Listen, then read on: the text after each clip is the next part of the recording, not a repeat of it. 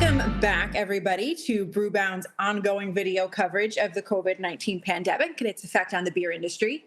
I'm Jess Infante, joining you from my home in Salem, Massachusetts, and our guest today is Liz Paquette, who's the head of consumer insights at Drizly, and she's joining us from her home not too far away in Boston. Hey, Liz, how are you? Hey, Jess. Good. How are you? I'm good, thanks. Thanks for taking the time. Really appreciate it. Likewise. Happy to be here. Great. So, Drizly was founded in 2012. It's a platform you've probably heard a lot more about lately. They provide on-demand delivery of alcoholic beverages from retailers to your home. And like all other e-commerce services, their sales have basically been skyrocketing since the COVID-19 pandemic began, forced millions of Americans to stay home to help stop the spread of the virus. Liz, does all that sound right? That sounds correct. Yes. Okay. So last week, the week that started with April 6th, sales were up 476% over Drizly's baseline, which is massive. Sales keep accelerating each week. Liz, I know we've never seen anything like this before. How sustainable do you think it is? Yeah. So I think, we at Drizly have the intellectual humility to say that and admit that we really don't know what is going to happen in the coming weeks or even months. What we will say is that we've continued, as you mentioned, to see sales increase both dramatically over our baseline or what we would have expected to see at this point in time, as well as week over week. So as more folks are continuing to stay home, we don't expect that to stop anytime soon. And, longer term, what I will say is that prior to all of this happening, the biggest challenge that this category was facing, alcohol e-commerce, was essentially just consumer awareness. Something like 50% of consumers of legal drinking age in the United States actually believed that it was illegal to get alcohol delivered to your home.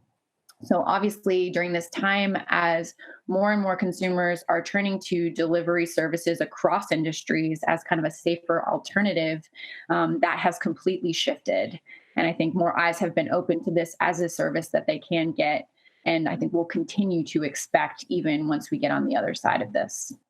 Wow, I mean, that's huge. So, I mean, like looking at Nielsen data, the week of March 15th to the 21st, definitely a high water mark. Everybody was stockpiling, stocking up, just food, beverages, everything. I believe the number was Americans spent $967 million on beer that week, stocking up. I know. Nielsen tracks, grocery stores, big box retailers, club outlets, and then everybody prepared to hunker down. So in the weeks since then, double-digit dollar value still has been going on. We're seeing lots of increases, but nothing has matched that number. Yeah. Do you think Drizly orders have followed a similar pattern, or are people moving to not stockpile, but the stockpiling's over and people ordering alcohol on an as needed basis? What has been the pattern you guys have been seeing? Yeah. So we did see something similar initially in that the first week where we were able to notice a discernible impact was that week of 3-9. Mm-hmm. At that point in time, we were about 60% over that baseline in terms of sales. And then we saw a significant jump that following week of 3-16, where we went from that 60% to actually something like 250%.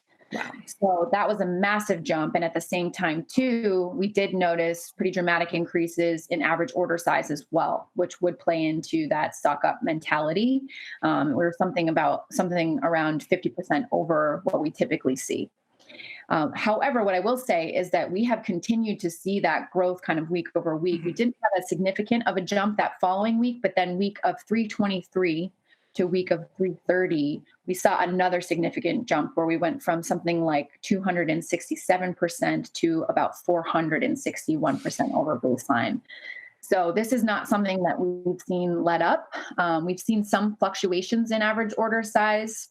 That initial phase where people were stocking up and then a little bit of a dip, but we did see that increase again. I know I personally made a big order in the first couple of weeks and then kind of a few weeks later did the same.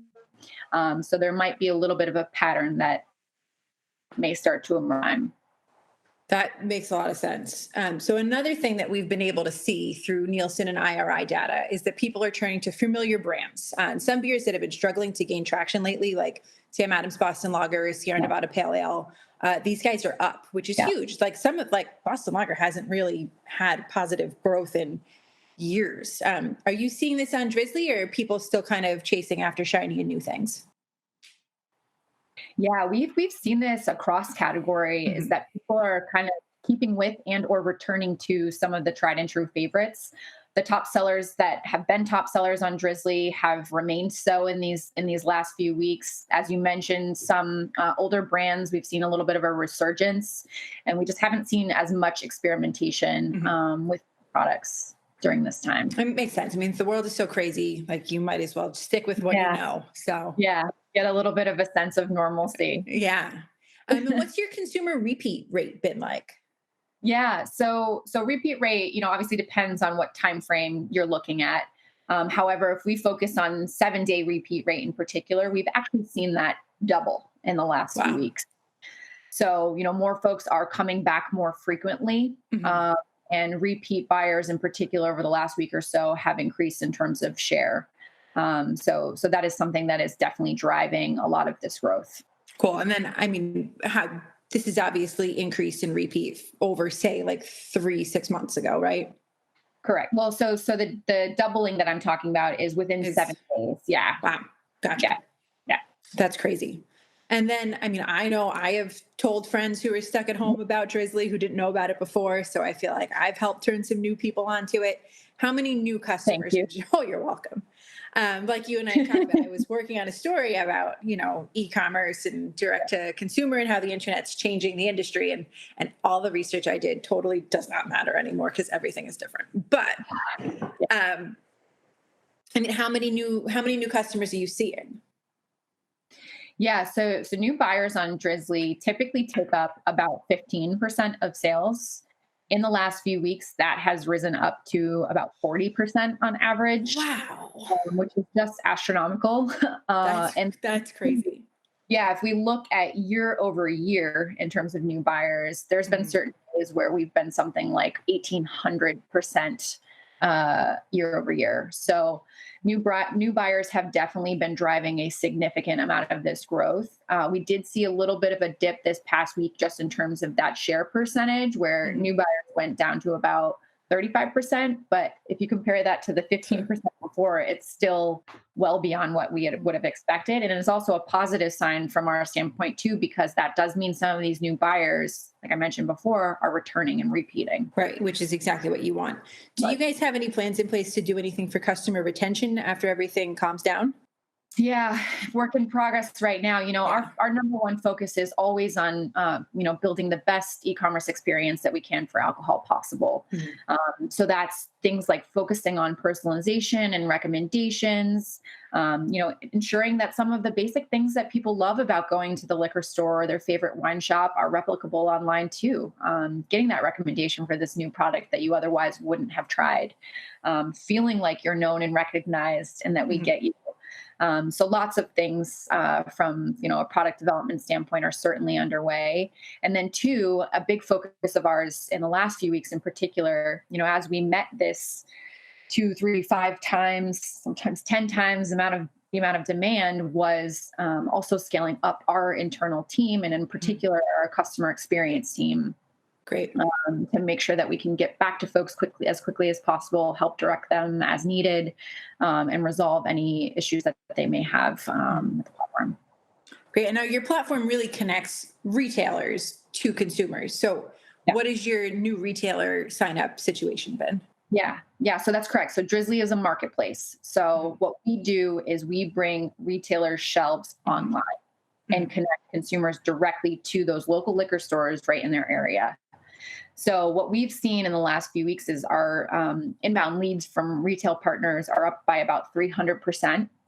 Wow. So we recognize that we're in this really strange position during these times when many businesses are struggling. We're experiencing Mhm. growth, and we're really proud of the fact that because of our model, we are able to help a lot of these, local independent retailers continue to operate and Mhm. stay online, and in some cases even grow their sales as well. So definitely seeing expansion within our existing partners and then working as quickly as possible to get on new partners as well. Great. Great. Have you guys entered any new markets since this started?